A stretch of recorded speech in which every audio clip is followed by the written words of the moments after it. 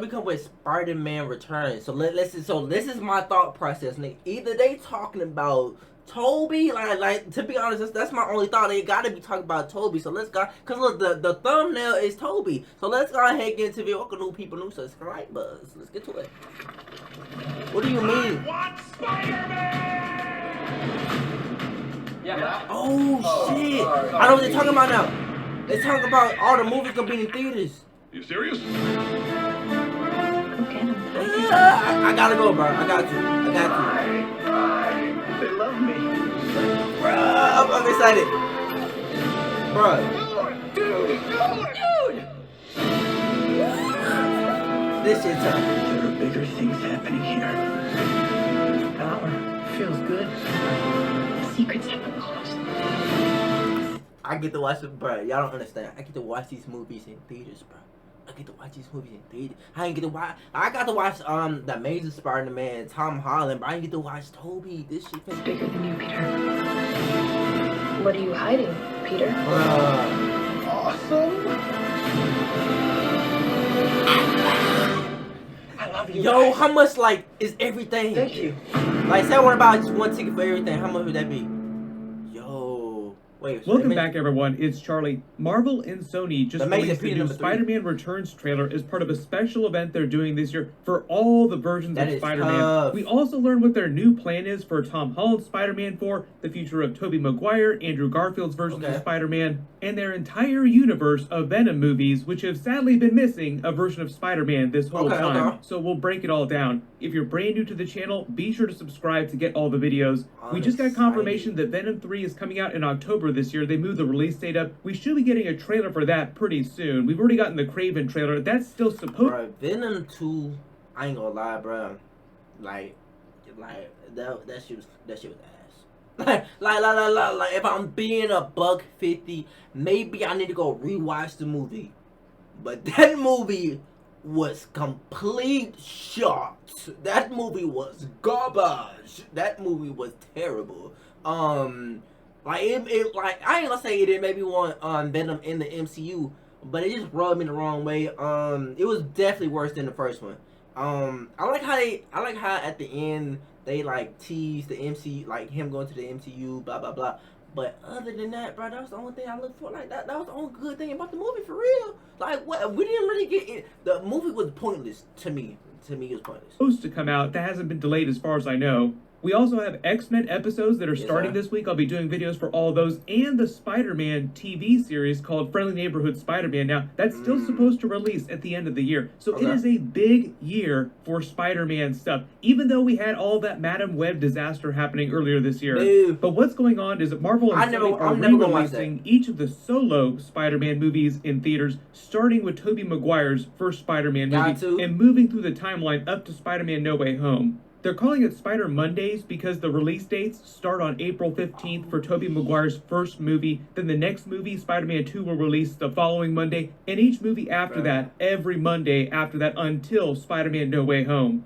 I assume this means that each Spider-Man movie will only be in theaters for a single week. So if you want to see them all, you have to see them the week that they release, or that's it. You'll have to wait a few years till the next major Spider-Man anniversary when they do this thing again. Annual? You have to believe that Sony is never going to let the rights to Spider-Man go, and they're always gonna try and re-release. Shit, boy, if y'all keep making the sorry ass movies, y'all better let that shit go. If y'all keep making sorry movies, if y'all keep making Madam Web, you better give them the man, y'all. Let me calm down. If you make another Venom 2, did y'all make Morbius? Yeah, if you made Morbius, please give that. Yes, Tony did make Morbius. Give that shit, boy. You better get him right up. Release these movies every 4 or 5 years. Just wait till after Tom Holland's next Spider-Man trilogy is done. They're like, oh, we have so many more movies we can re-release now. So much more money for us to earn. Frankly, I'm surprised that Marvel hasn't tried doing this more frequently with the Avengers movies. At least, there are way too many MCU movies to make it feasible for them to re-release all of them before Avengers 5, but they could re-release the other 4 Avengers movies before that. There are 8 Spider-Man movies that they're releasing as part of this big event. Okay. The only thing that they're not including are like Captain America Civil War or the Avengers movies that Tom Holland has appeared in, like Infinity War That's or good. Endgame. It's just the solo Spider-Man movies. Good. They haven't said if they're adding any unseen footage or deleted scenes. There Oh. are many I didn't even deleted think about scenes that. from even the original Tobey Maguire Spider-Man movies. They kind of did a version of that with Spider-Man No Way Home a couple years ago when they re-released the extended edition, but they marketed it as the extended edition, and they're not really saying that during this trailer. But it does sound like they might give away some special merch or posters or something like that at theaters. We'll find out. Usually when they do events like this, they have some sort of special merch attached to it. But you can expect They- Tom Holland, they probably Andrew got, like, a Garfield, special Tobey popcorn Maguire bucket. to be talking more about their versions of Spider-Man, like their future in the Spider-Man movies while this is all going on. I don't want to say like close the chapter, but revisit and have certain resolutions, Okay. and just join in this like loving creative spirit. I fought an alien made out of black goo once. Oh, no way.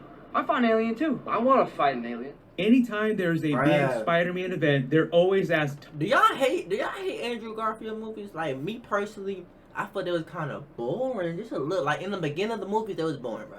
Nobody cared about Peter's parents, bro. Like, I'm sorry, like never in my life was I meant. Nah, I ain't gonna lie. Maybe in the beginning, I was like, what happened? Where's Peter's parents? But like other than that, bro, I didn't like the storyline with Peter's parents. To this day, I don't understand that. And to be honest, to this day, I still don't care about it. Like it was so pointless.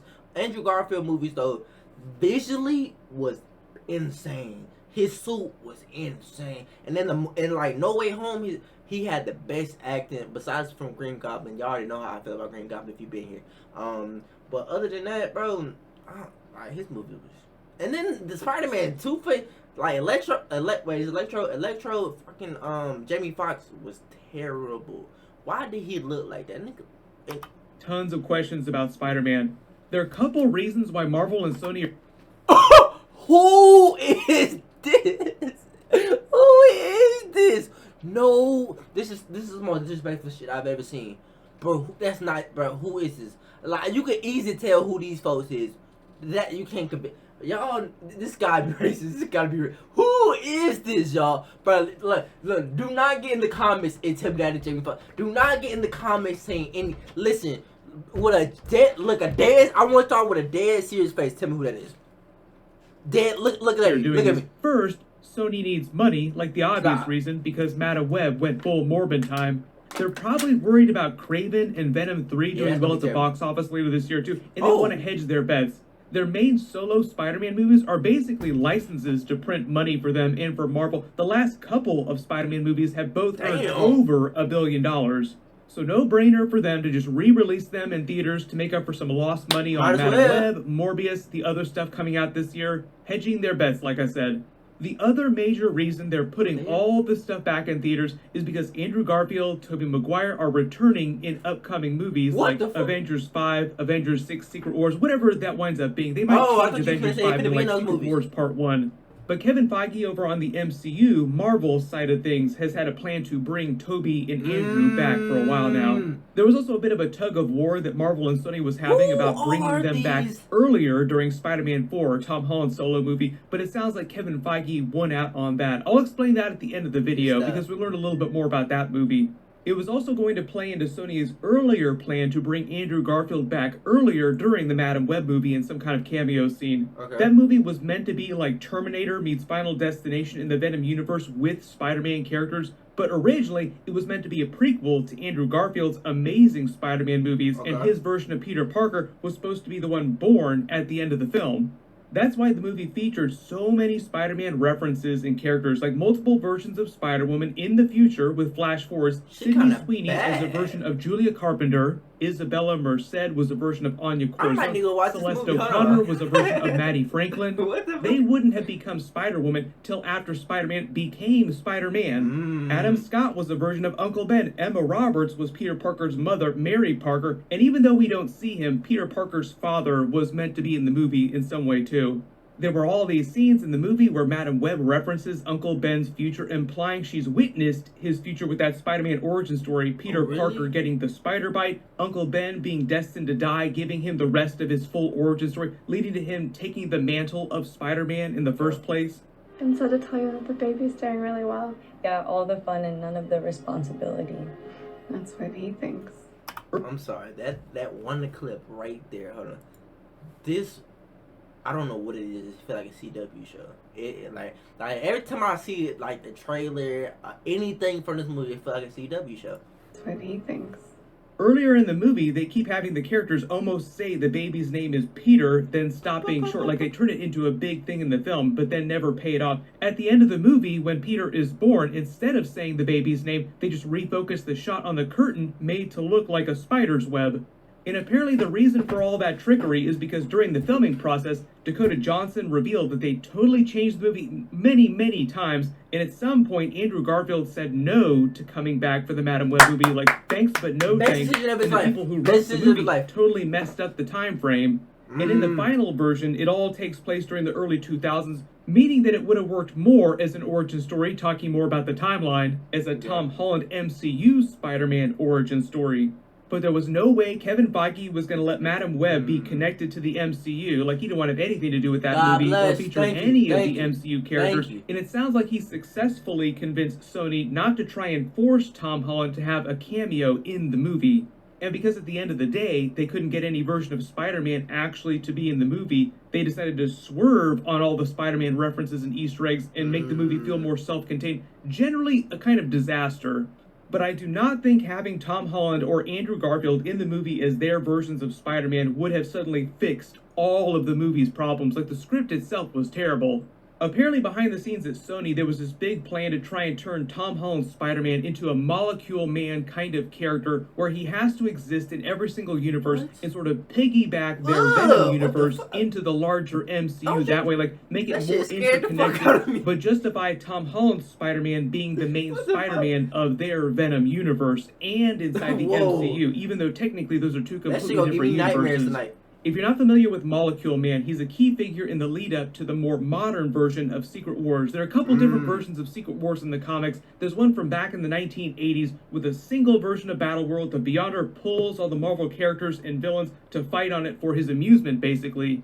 The more modern version of Secret Wars shares a little more in common with some references and Easter eggs going on in the background of the MCU movies right now with the incursions. So a bunch of universes across the multiverse start to collide with each other, and they find out that Doctor Doom and Doctor Strange have engineered a plan to try and save the main Marvel universe by destroying a bunch of other universes and killing other versions of Molecule Man who exists in every single universe as a different version of himself. There's meant to be something tied to the stability of each universe and the existence of that Molecule Man.